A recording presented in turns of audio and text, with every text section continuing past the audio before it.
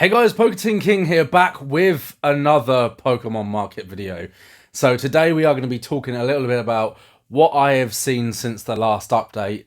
It's just a constant market, it's constantly moving. And I think there's a lot to play here. So we're going to kind of talk a little bit about that. So what I want to say is, a lot of the things that we are going to discuss today have been discussed 12 months before. But those context was different, right? So, Sword and Shield era is going absolutely mental. Alt arts, raw, graded, and sealed English. Now, a lot of stuff is being absolutely bought up en masse. We're seeing Pokemon centers in the UK, Canada, and the US all selling out of a lot of Sword and Shield stuff. We've started getting limits now in the UK, so I think we can only get like one box of Brilliant Stars, one box of Astro, and one box of Fusion Strike. Everything else is sold out. So Lost Origins sold out. Chilling Rain recently sold out as well. Silver Tempest is also sold out at the Pokemon Center. I know in the US, Fusion Strike sold out ages ago, and then Lost Origins I think is just sold out now. Battle Stars is about the only one you can get a sealed case of at the moment from UK. But the rest of them are limited to one. So why now for Sword and Shield? So I want to go back to 11, 12 months ago on the podcast when I was discussing Evolving Skies. At this point, Evolving Skies wasn't near what it was now, but it was going up. I think it was around 300-400 a box. Moonbeyond was, still expensive. I know now raw it's I think over $1,000 now. But back then, Moonbeyond was still expensive. It was always been a popular card. The set's always been popular. But back then, I was discussing sets like Fusion Strike, Silver Tempest, Lost Origins as alternatives. Now, back then, boxes were readily available for around $100. So this was just before we had the reprint, actually, for Lost Origins and Fusion Strike, I believe. And Silver Tempest, definitely. I think Silver Tempest and Lost Origins were further in the year. Fusion Strike was a little bit before. Now, these were all great pickups at the time, and some of them are still pickups now. If you can get them for retail, then it's a great pickup. But the conversation I had was, do you want to spend £400 on a box of Evolving Skies, or would you rather buy 4 boxes? If you're a collector, and you're like, I really want to get Evolving Skies. Obviously, if you want one in your collection, that it was the right thing to do. But you could get a box of Astral Radiance, a box of Brilliant Stars, a box of Silver Tempest, a box of Fusion Strike, or any variation of any of those boxes for the same price. Now, Evolving Skies is probably the most popular modern set we've had, and some people would argue it's the best set we've had since Wizard of the Coast, or since certain EX era sets. I'm a big fan of EX era. I think they're some of the best sets. But I agree, Sword and Shield era, like late Sun and Moon, late Sword and Shield era was fantastic. I think we've had some amazing cards. I'm not a big fan of Moonbeyond myself. It's not a card that I want in my collection personally, but I can understand the appeal. I think there's nicer evolutions in that set. I think as a whole, the set is solid.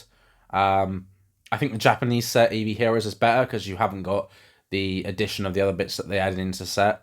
Now, we had Roaring Skies, we have Evolving Skies.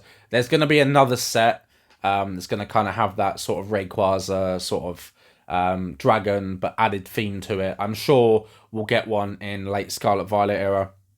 We're only, 5-6 sets in now. But the point with it is there has been a lot of ample opportunity to buy a lot of these things. Now, Rudy is making videos, as he always does, pumping Sword and Shield. He's been a bit more vocal with his pumping of Pokemon again, which leads me to believe that he has accumulated what he wanted to. Now, a lot of people that make the kind of content, like Rudy, like myself, and, many others, they generally won't start talking about something until they've accumulated their position, then they'll talk about it.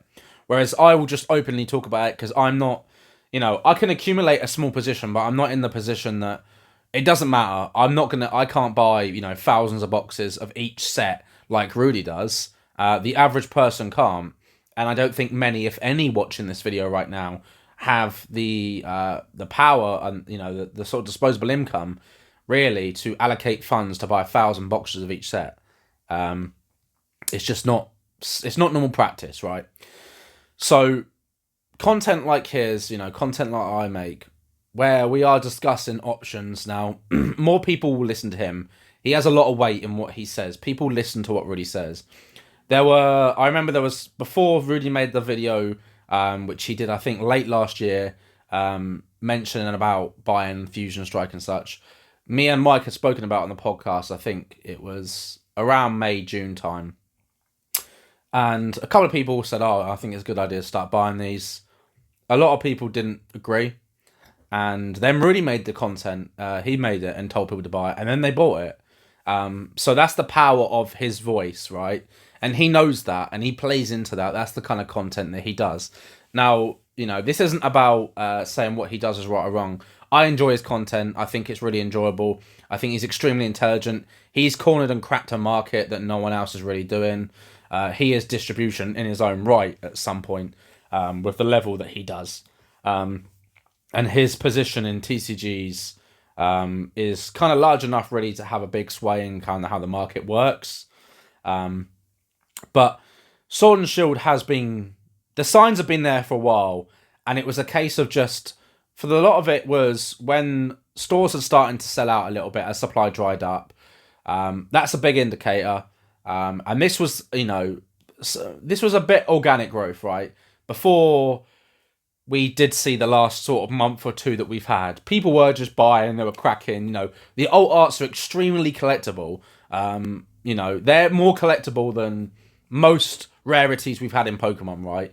I think of, EXIR being cracked for gold stars, the Neo sets for shinings, E-series for crystals. I think alt arts, are up there. I think a lot of generations didn't have the alt arts that the kind of rarity and sort of demand that we've had for these alt arts. Every set that has alts, people just want to get them. You look at Scarlet Violet now, and the signs of Paldea Evolved is starting to happen. Boxes you could get boxes for 75, 80 quid. Now they're still below retail, they're 90 quid, but people are talking about it. So the first Scarlet Violet set, I believe, that will go over retail will most likely be Paldea Evolved. And it's weird because for a while it was a set that people really didn't like. And then I think people looked at the set and realised, actually, this set is good. And I remember seeing numbers about a month or two ago, before we saw the mad rise in some of these alt arts here. And the value, if you took the top 10 cards in Paldea Evolved, that combined value was higher than all but 7 Sword and Shield sets. Now, all of these Sword and Shield boxes are more expensive than Paldea Evolved, despite the value inside of them being less. Now, Magikarp, is a big part of that. I believe that in Raw is going up to 100. It might even be over $100 now. And I know in a PSA 10, I've seen it for sort of 300-400. I was lucky enough to pull one myself, so I need to get that sent off to PSA at some point. I've got grading piles for different companies that I need to send over. But the signs are there. I think it's very obvious with Pokemon, things always go up in terms of sealed. Sealed is king. When you've got graded markets where there's a lot of stuff in that mid-era starting to drop, vintage is kind of, I think it hit its floor, and I think it's, stuff is starting to go back up again. I know things like the Charizard, PSA 10, first edition Charizard, I think that sold for $172,000 yesterday or this morning, like late hours. So that's quite interesting. That's come down a bit. I mean, you can compare that to CGC 10, where they've sold to 35 to 40,000. But CGC is not really a good indicator of the market. I think PSA is the market leader for Pokemon, so it's a little bit more easier to kind of understand where the market is for those kind of cards. But we look at Scarlet Violet era. We've had Temple Forces come out now, and we've got the next set. The next Japanese set as Mask of Change in Japan just come out. We had the Blood Moon set come out, and then now they've announced the next set. We know we're going to get a Dragon set at some point, I believe, this summer. It could be our holiday set. I don't know if it'll be a full dragon set, as it'll be like a set with dragon cards in. They might do like a Dragon Vault kind of thing where it's a mini set, or they might have a subset within the set. I'm not sure how they're going to do that. But either way, I'm excited. Obviously, Japanese, we had 151 reprint. Prices went down and they've gone back up again, and boxes are around, I think, $80 to $100 now. People are saying the May reprint's not coming, it is coming. So it'll be interesting to see what actually happens with that. Mask of Change in Japanese hasn't been received well. I don't think it's a great set. I think it's definitely a one to skip. I'll end up getting 2 boxes anyway for the collection. But I have been buying Japanese. I don't know if you can see behind me. I had a shipment from Japan come in. I've been buying a lot of Japanese products because the boxes are cheap. Some I'll keep sealed. Some I will list on the website. But I think Japanese is a really good time to buy if you just want to crack. It's affordable again. It's cheaper. I know English is cheap, but you can buy a Japanese box. And the pull rates, I know you get less A specs, but the art rares, I think, about the same. You get 3 now. I know from Temple Forces it changed down to 3. The pull rates were a little bit harsher. I don't know if that's going to follow as sets go on. But remember, early Scarlet Violet for me, I think, has been really strong. I don't think it's been received very well, but I still think the sets are strong. Now, the late era to every TCG era is always the best. It's always when they start adding in new things and things get a little bit spicy. I'm excited to see what will happen with the late Scarlet Violet era, honestly. I think it's going to be fantastic to see whatever they're planning to do. I hope next year we get a 251 set, like 151, but for the Johto region. And I hope they continue that with each generation. That would be fantastic. But remember, Pokemon at the end of the day, sealed is always king and it always wins. Pokemon outperforms every single TCG, always. And you only have to look at, in Japan, the sales from the last 12 months were $837 million, I believe, just in Japan for Pokemon cards. And that was more than the next 7 TCG combined. So if you think Magic the Gathering, Yu-Gi-Oh!, One Piece, Weiss Schwartz, Union Arena, Battle Spirit Saga, Yu-Gi-Oh! Rush Duel, Duel Masters, all those combined, and Pokemon still outperforms. And that is, just the story of kind of how it works, really. So if you are watching, you've been doubted, there's a lot of people that have messaged me and gone, oh, I'm not sure what to buy or when to buy. Now is the answer. Just don't hesitate. Just buy now. Even if you, thing is, if you're on a real big budget, right, you could just buy an ETB. But one buy ETB a month. I know they're in America, they do stupid deals where they're like $25. But buy an ETB. That is affordable. That's, one takeaway for people or a couple of Starbucks coffees. At the end of the day, I think that it's extremely... the options there are endless, and that is why it's so good, because people will always going to choose different things. Sealed boxes, if you can afford one, grab a box of every single set and just keep it sealed at the end of the day. That's what I did for so long. It works. Some sets are going to do better than others. That'll be a topic that we talk about on the channel soon. I've got Charlie from Cardmarket coming on, and he's actually got a thing for Sun and Moon and Sword and Shield that tells you, it works out the combined value of the set if you wanted to complete the set, how much the box price is now, the time since the set came out, and there's like an algorithm there that works out on a scale from 1 to 16, which goes from red to green, how good the potential that product has going forward. Not just necessarily the best set, because Evolving Skies was in that, but the potential going forward. If you buy a box right now, what is the potential with that value inside? That's going to give you a good indicator of what could be a better pickup. I know Chilling Reign is a extremely good buy. I think Battle Styles is also a really solid buy. If you can get those still for retail. End of the day, if you can get any Sword and Shield set for retail, I would highly recommend picking it up. If you can't, and your store just has Scarlet Violet, Paldea Evolved or Temporal Forces are both really strong sets. I think it's going to be a very strange place to be when Scarlet Violet base is $200 a box and people are complaining about the next generation, because people complain about Scarlet Violet, but guess what? I've been here. I've been here forever. I remember people complaining about Sword and Shield. I remember complaining about Sun and Moon, XY, Black and White, EX era. I remember people complaining about Team Rocket. People complain about E-Series. People will always complain. At the end of the day, it doesn't matter. Their opinion doesn't matter. It means nothing. Pokemon will always provide the returns if you buy sealed boxes. It's just always the way. Now, ETBs, as I said, are probably not going to return the best versus boxes, I think, going forward, because they are printed a lot more than they used to be. But if you can get one for like $30, $40 or pound or whatever, that's a good entry price. I think it's better than the booster bundles, honestly, because you do get the sleeves. You do get a promo now, which we never used to get.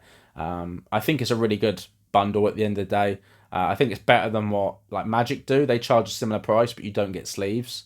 And I know you get a promo, but you get the play boosters as well now. Rather, obviously, they changed from draft to set.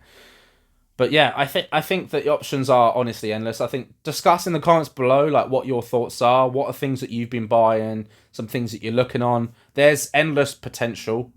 The opportunities are there. There's so many things you can buy. And then I can only speak about what I think is good buys. You know, Charizard UPC I think is a good one. The Arceus V-Star box, which was a GameStop and game exclusive. No one's talking about that. But I can assure you they're a lot similar than Charizard UPC, and they pack a punch. Because a lot of them, the packs on the outside show Vivid Voltage, but it's actually Evolving Skies. I don't know why, but all the openings I've seen Evolving Skies. So that's interesting, because again, those packs are like $10 to $15 now, maybe even more. Those could be the first Sword and Shield set packs to go up to like $50, like Team Up was for Sun and Moon. But in the day, there's a lot being played right now. Some of Sword and Shield, the late era stuff, the stuff that spiked quickly, some of it is being manipulated. Because so many people are talking about it, so many people are buying it en masse. When people are buying 100 cases a week, that supply is being dried up quicker than it normally would do. And that's why we're seeing these spikes. There's not going to be reprints for Sword and Shield. I'm pretty confident that won't happen. So it's not going to be a case of like new supply coming out of nowhere.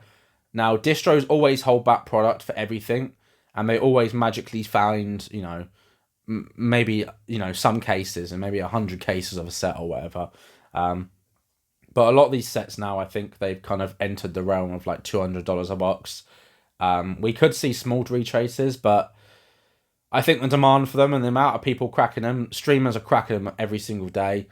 Again, people are chasing the alt arts. They want them. And that's why I think pack prices are still kept quite low for a lot of these sets, because the packs are easily found in ETBs, collection boxes, tins, etc., etc. That's another thing to be looking at. Some products that might have Evolving Skies packs in. If you have eagle eyes, you would have seen in the backgrounds of videos and some certain things that I've brought up before, certain products that I've been buying that have Evolving Skies in that I think are good pickups that no one's really talking about. Most likely because people are accumulating them or they just haven't realised. But yeah, so let me know your thoughts below. The Pokemon market's always an interesting topic to talk about because it just moves so quickly. I feel like the days have gone of those kind of just slow rises and drops. It just doesn't happen much anymore. I know we had a bit of stagnant last year and the year before, but I think just this sheer amount of people that evolved in this game, you don't realise it until you actually talk to people. If you're in other card games, you don't realise. I think you're trapped inside your bubble, but you just realise how big Pokemon is. It's the biggest media franchise in the world. It's the biggest single IP. It's ridiculous. But yeah, thanks for watching. Please comment, subscribe. As always, hit the notification button for all my future videos. Check out the links in the description below. I've started I'll be listing Japanese boxes up. I've also started listing sorcery singles as well on the website. So I'm going to try to get all the sorcery singles done by the end of next week. It's a little bit more tedious than listing up Cardmarket, but Cardmarket doesn't have sorcery. But thank you all for watching, and have a great day.